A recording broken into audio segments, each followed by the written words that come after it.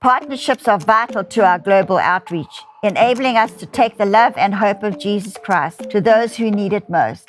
Our Boots on the Ground Partnership Program physically ministers to those in desperate situations all over the world. The Israel Partnership furthers Kim's legacy of outreach to Israel and Jewish people worldwide. We invite you to become a partner today. Join us today and be part of a community that inspires hope, brings restoration to life, and often healing from the past. Together, we can make a difference, and we thank you for your ongoing support.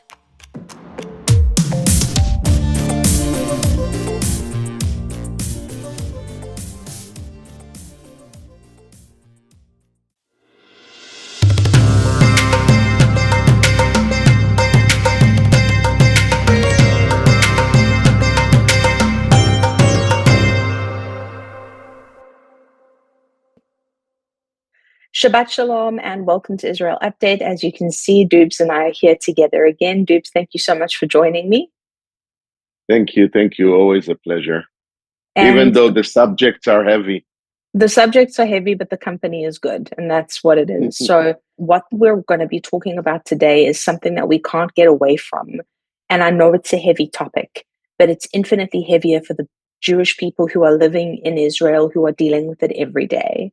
And that is Israel's looming war with Iran. Doobs, we've been texting up and down about this. Please just talk to the people about everything that you were saying to me on text, all the things you've been talking about, that we've been talking about, because it's so important for everybody to know what's going on.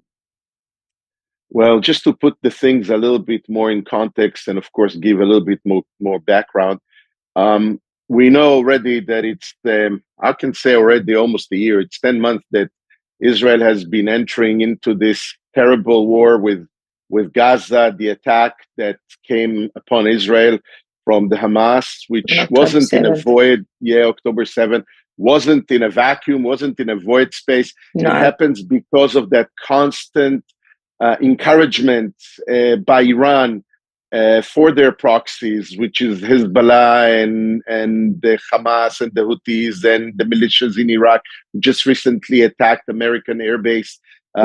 Also in Syria and in the Iraqi-Syrian border. And the Americans are there just to watch over the situation that ISIS is not going to grow up again in that region. And all these proxies are heavily encouraged and pushed to attack Israel. So in that background and in that context, we are in the midst of a war, almost 7 fronts, literally 7 fronts, you can say, against Israel, almost just like the times of the War of Independence. And Iran is steering the entire situation. Iran is behind it all. And that's the reason that we are now sitting and speaking about this looming war that is happening, because the escalation is you can say the escalation is moderate, but it's persistent. And the situation is just the Muslim and the Iranian way is they have patience.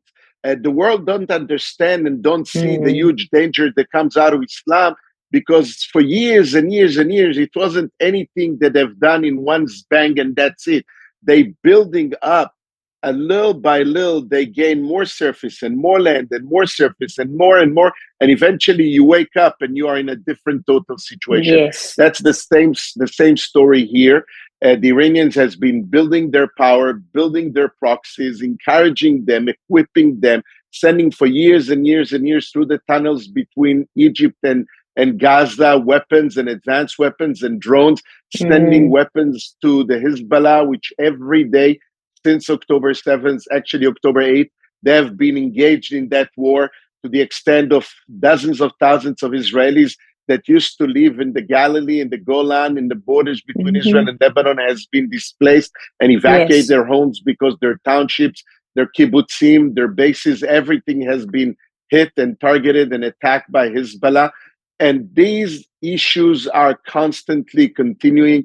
The pressure within Israel over the government of Israel is growing at the same time, because it's impossible that dozens of thousands of Israelis, both in the south and in the north, lost their homes, lost their livelihood. The reason that I'm traveling right now and I'm not in Israel, which was supposed to be my most busy time ever in my summer. tourism business. In my tourism business, that before October 7th, I was booked back to back until the end of 2025, and everything was canceled. That's the reason that there's no tourists coming into Israel. The economy is crippled. Businesses are closed. Factories that are usually, the government wanted always to encourage the people to go to the periphery, and they gave all kinds of different grants and financial support to businesses to install themselves in the periphery. Now they cannot function, all these businesses, because of the fact that the enemies are targeting these areas. And in that pressure pot that Israel is in, the Iranians are poking and pushing more and more and more.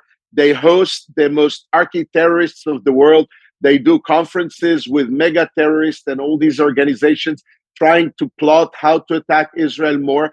On April 13th or 14th, I can't remember exactly, 13th. They literally launched a huge attack over Israel that, thanks to an international coalition led by the United States of America, we were able to intercept most of their rockets and missiles and drones towards Israel. They broke some kind of a fine line that was there, like deterioration line, that never passed on attacking Israel directly. And now their appetite has grown. And then they're now declaring and talking about attacking Israel directly and in a more severe way. Why? Because Israel was able to first and foremost kill Ismail Haniyeh, who is the head of the snake of Hamas, the man that encouraged Hamas not to really negotiate with Israel. I mean, negotiate, but just draw time and not really reach a goal. The man that led all these, so they call political, but there's no separation between political and functional and military in the Hamas organization, in terror organization, was traveling around the world trying to raise money to gain more support to attack Israel. He's been the guy who's gone back and forth to Turkey to incite Erdogan, to the extent that he's threatening Israel with an invasion right now. So Israel was able to reach him in his room in Tehran. This was his lodging. Can you imagine? They give shelter to all these mega terrorists, and they took him out of the game. And on the same time, within the same 24 hours, Fuad Sukar, who was the chief of staff of the Hezbollah in Lebanon, was also eliminated. Israel took him out of the game as well.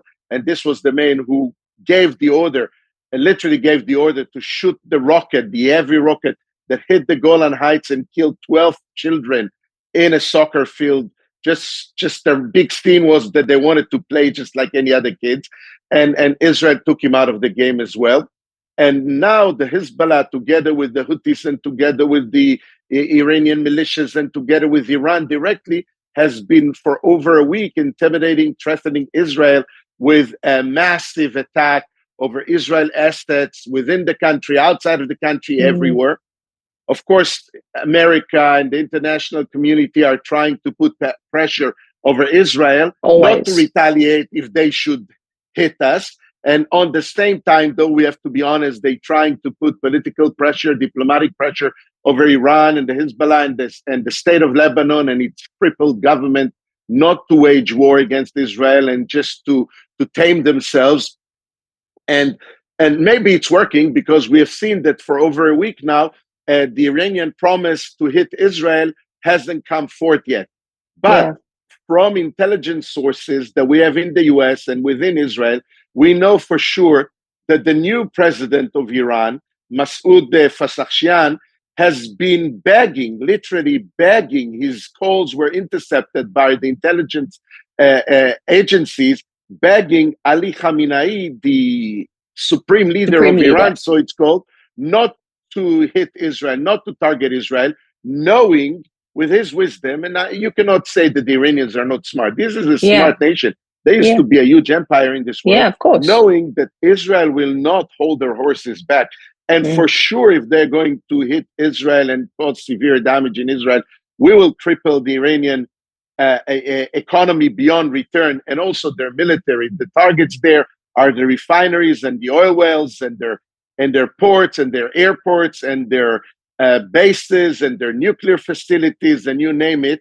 And he knows that Israel can roll them back to the Flintstones era. So he knows that, and he's trying to convince Ali Khamenei not to stand to his promise to his followers that they're going to destroy Israel. On the other hand, the chief of staff of the revolution, I always hard for me to express this, revolutionary guards, they call them, of Iran, that he said Israel and America thinks that they have been able to hold Iran back from reaching a nuclear weapon. Wait and see, which is a crazy promise. You know, this is like literally threatening us with a nuclear war. We know for sure from Israeli sources in the intelligence and diplomatic sources that even Putin has been in touch. And Russia is the biggest ally of Iran right now. They depended on Iran because Iran sends them all their drones. Oil. They help them with technology and oil. Not oil, literally. Oil. Russia is a supplier of oil to the world. But technology and weapons and military help. I mean, now Russia has been so weak that they need these Iranians to help them with these new angles of the war against Ukraine. But in the end of the day, you know, Iran was asking Russia for Sukhoi 29 aircrafts and jet fighters and for anti-aircraft defense systems, the S-300s and so on and so on. So they have mutual military relationship, but we know for sure that even Putin understands the powers and the ability of Israel. That's why for years they didn't stop Israel from attacking in Syria anytime we needed to, even though they have a huge presence over there. He was asking Iran to not retaliate in a badly manner against Israel, knowing that what's going to happen. And we cannot stop from and cease from thanking the U.S., even though we're not so fond of this current administration. To say the truth, Lloyd Austin, the chief of the American Defense Ministry, together with the Pentagon and others, they can see Israel literally as their biggest ally in the region. And the American interests in the Middle East are to help Israel. And therefore, they have approached here with destroyers and carriers and a huge, massive American military presence here in Israel, in the area, in the Middle East. And I think that the Iranians and their allies are watching this and they understand that there's a massive amount of international powers that are here together. Should anything will go downhill from here, should anything will go south. And I think that this is a huge message nowadays to every American ally in this region, including the moderate Muslim countries, that America will stand with their allies. And this demonstration of power is super important in the Middle East, in a place where power talks. I mean, you know, a lot of the things that Israel has been doing throughout the years together with the U.S. in the name of being more humanitarian and helpful and, I don't know, liberal and lefties, and this is immediately interpreted in Arabic, translated into total weakness. But actions is something they do understand. And that's where we are. I'm sorry I took a long time to explain the situation. No, don't say sorry. But in Israel, a lot of people are in a very dire situation. People are sleeping literally right next to their bomb shelters for weeks. And Hezbollah has been talking, Nasrallah has been speaking. He said the fact that Israel is on the edge and on high alert like this and not knowing when and what and how we're going to start our attack, psychologically, we're winning the war because they are afraid. And there's fear in the hearts of course, people has children, you know, and people wants to protect their children. We know how cruel the enemy can be. We've seen how they killed 12 innocent children. Exactly. They don't really, you know, surgically choose their targets like Israel does. They don't try to not harm uninvolved people or civilians like the West is doing. So that's the situation here. And of course, people are on the edge, and most of the airlines have canceled their flights into Israel, which grows a lot of pressure once over again, even for those who wants to get out of the country just for a little retreat, go to Greece, go to Cyprus, go somewhere for a while, just to ease the tension over the children, over their families, to breathe a little bit. It's almost impossible now to get out of the country because of that situation. There's less competition. So those who wants to leave, the prices are high. People cannot return to Israel even though they want to. It's almost a siege that is around Israel at this moment, and there's a huge pressure and steaming pressure over the Israeli government to strike a preemptive attack. And that's another decision that the Israeli government has to take nowadays, just like they did in 1967 before the Six-Day War, because, Israeli preemptive attacks finishes wars in 6 days. Israel wars just like this surgically, not finishing a war even 10 months after. We have to think about that. But with the criticism of the world, the way they look at us, the anti-Semitism, the hatred, the fact that the Washington Post just announced polls that took place in the US, over 55% of Americans are against sending troops to help Israel. This have never happened before. Look what happens when the politics is so radical left, so radically liberal, so extreme, with the choice of who's going to be running for elections on the Democrat Party. The American public are almost in alignment for that. The Republicans a little bit more, but all the radical left are literally against even sending troops to help Israel in an existential war that we're facing now. So we know that our followers, our people, are definitely on the other side of the map. We are the counterweight to those people. We do stand with Israel. We do love Israel. We do pray for Israel.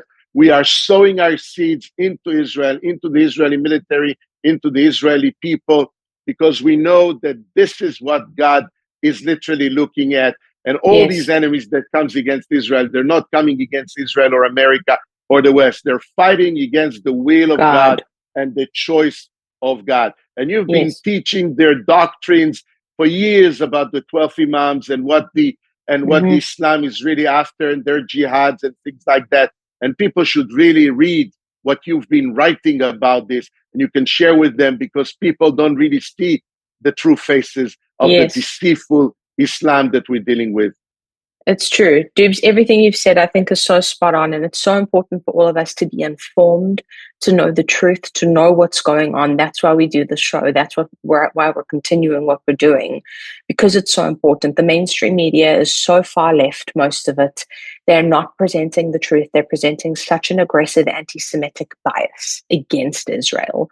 And so whenever you come here, you're going to get the truth. You're going to get it flat out exactly as it is. You're going to hear the will of God, and you're going to hear the voice of God, and you're going to hear exactly what it is that's happening with no filter.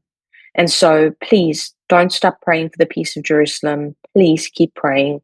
We have to trust God now more than ever for a miracle, and we know He's the same God, so He's able to perform miracles like He did in Bible times. And that's the thing that I keep holding on to. He did it on April 14th, 13th, the same year. I mean, nobody in the international community, professionals, could ever even imagine that. They said, okay, maybe they'll be able to intercept 80, 85, 90% of what came against Israel, but 99.9% impossible. That's this little gap between the science and the reality is God's miracles. Exactly, and that's what it is. So thank you for joining us, Doobs. Thank you. Continue to pray for Doobie and his family, and for all of our friends and partners out there in Israel. We thank you. God bless you. And next week, we'll see you again at Israel Update. God bless.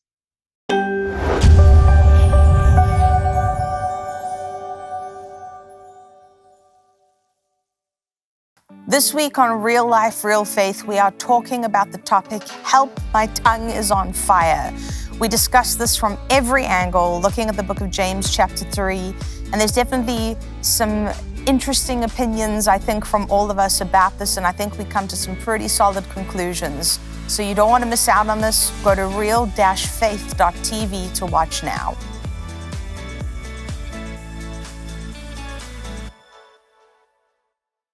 I'm excited to announce my all-new mattress topper. In the times we're in, I wanted to bring you the best affordable mattress topper ever. So I took my two best technologies and combined them to make the ultimate mattress topper. And now you can get it for as low as $69.98. Queen size only $99.98. It all starts with my famous MyPillow foam that provides you that overall full body support. Second is the individual comfort supports that give you an amazing custom sleep experience. It's like it's made specifically for you. The queen size alone has over 14,000 comfort supports. This is the perfect mattress topper to improve any bed. New bed, old bed, your guest beds. Get them for every bedroom in your house. Go to mypillow.com or call the number on your screen. Use your promo code to get the all-new My Mattress Topper for as low as $69.98. Queen size only $99.98. Don't delay, order today. We here at the House of Destiny are partnering with you to let our viewers, of course, know about your company. It's Beverly Hills Precious Metal. Andrew, explain how that works. So I'll walk you through it right now. So if you go to bh-pm.com, right there on the homepage, you'll see a form that you could fill out. And that form is very important in letting us know how we can help you. So you just put in your first name, last name, email address, phone number. There's a section that says, how did you hear about us? And in there, put Kim Clement. And then there's a portion where you could write a couple of notes down on the bottom. Usually within about 24 to 48 hours, we'll contact you by phone call, and then we'll go over everything with you. This isn't a high pressure deal. We always recommend that if you feel uncomfortable, take a step back, pray about it. You will gain the answers that you need by doing that, and come back to us when you're comfortable.